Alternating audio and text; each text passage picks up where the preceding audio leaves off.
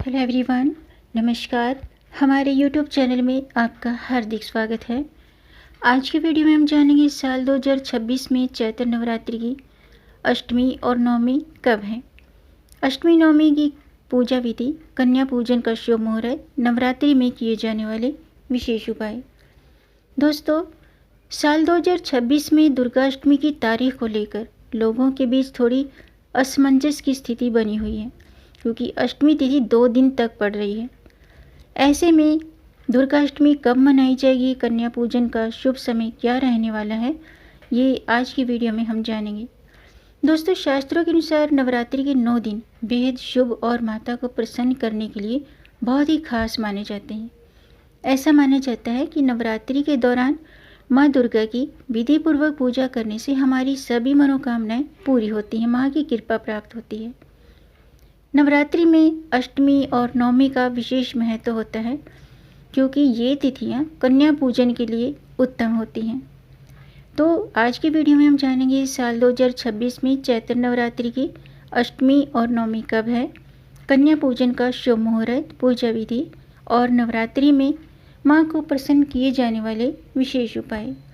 तो दोस्तों, वीडियो शुरू करने से पहले आपसे एक खास बात, अगर आप इस चैनल पर नए आए हैं और पहली बार आए हैं तो इस चैनल को सब्सक्राइब कर दीजिए और बेल आइकन बटन प्रेस कर दीजिए, ताकि आने वाली वीडियो देख सकेंगे आप सबसे पहले।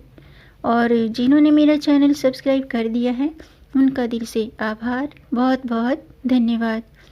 दोस्तों, ये आपका अपना चैनल है, इस चैनल के साथ जुड़े रहिएगा और अपना प्यार हमें देते रहिएगा। वीडियो को अंत तक ज़रूर देखिएगा ताकि कोई भी जानकारी छूट न जाए, क्योंकि दोस्तों आधी अधूरी जानकारी से पूरा लाभ नहीं मिलता है, इसलिए हमारे साथ अंत तक बने रहिएगा।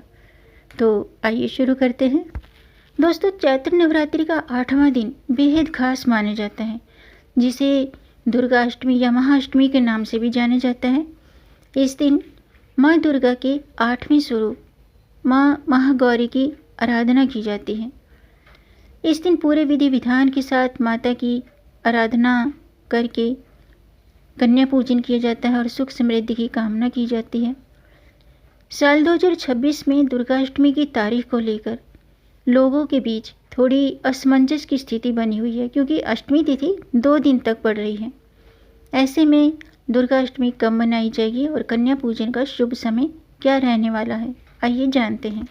दोस्तों, चैत्र शुक्ल पक्ष की अष्टमी तिथि की शुरुआत 25 मार्च को दोपहर के 1:50 पर हो रही है और इसका समापन 26 मार्च को सुबह 11:48 पर होगा। तो ऐसे में उदय तिथि के अनुसार दुर्गा अष्टमी 26 मार्च गुरुवार को मनाई जाएगी। कन्या पूजन के लिए दुर्गा अष्टमी और महानवमी का विशेष माना जाता है, क्योंकि इस दिन छोटी कन्याओं को देवी का स्वरूप मानकर उनकी पूजा की जाती है, उनका स्वागत किया जाता है, उन्हें भोजन कराया जाता है। ऐसा माना जाता है कि इससे माँ दुर्गा की विशेष कृपा प्राप्त होती है और घर में सुख समृद्धि प्राप्त होती है।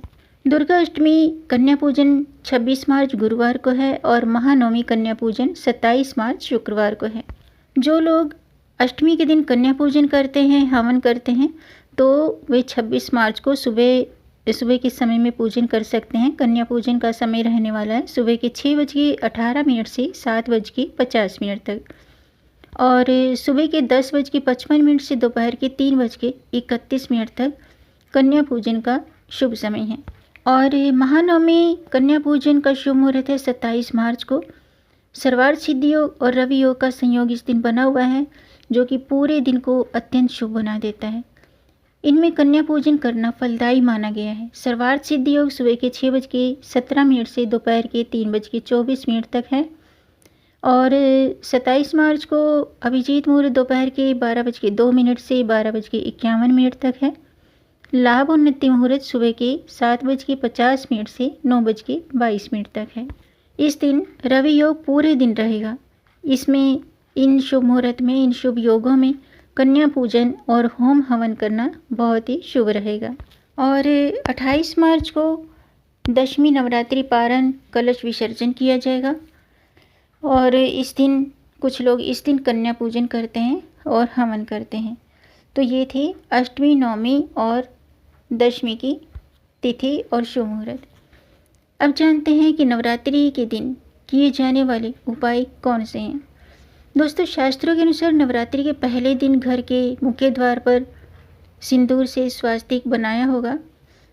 तो नवरात्रि के अष्टमी के दिन भी सिंदूर से स्वास्तिक बनाएं, आम के पत्तों का तोरण लगाएं, ऐसा करना शुभ होता है। इसके अलावा नवरात्रि के 9 दिनों के दौरान माँ की आराधना में नियमित रूप से गुड़हल का फूल जरूर अर्पित करना चाहिए। नवरात्रि में किसी भी दिन हल्दी अर्पित करके श्री सूक्तम का पाठ करना शुभ होता है। अष्टमी नवमी के दिन घर के पास या मंदिर में जाकर माता रानी को नारियल, पान, सुपारी, लाल चुनरी और श्रृंगार की सामग्री अर्पित करना शुभ होता है। आइए जानते हैं नवरात्रि के 8वें दिन माँ दुर्गा के महागौरी स्वरूप की आराधना करते समय किन चीज़ों का भोग लगाना चाहिए, माँ का प्रिय रंग क्या है और प्रिय मंत्र क्या है। दोस्तों, नवरात्रि का 8वां दिन माँ दुर्गा के अष्टम स्वरूप माँ गौरी की आराधना को समर्पित होता है। ये दिन साधना, पवित्रता और आत्मशुद्धि का प्रतीक माना जाता है। माँ महागौरी का स्वरूप अत्यंत शांत है, सौम्य है और कल्याणकारी है, जो कि जीवन में सुख, समृद्धि और शांति का संचार करता है। माँ दुर्गा की 8वीं शक्ति महागौरी का वर्ण अत्यंत गौर और उज्ज्वल है। इनकी कांति शंख, चंद्रमा और कुंद के फूल के समान मानी गई है। इनके सभी वस्त्र और आभूषण श्वेत रंग के होते हैं, जो शुद्धता और पवित्रता का प्रतीक है। इनकी आयु 8 वर्ष की मानी जाती है, जिससे इन्हें बाल रूप में भी पूजा जाता है। माँ महागौरी वृषभ पर सवार रहती हैं। इनकी 4 भुजाएं हैं।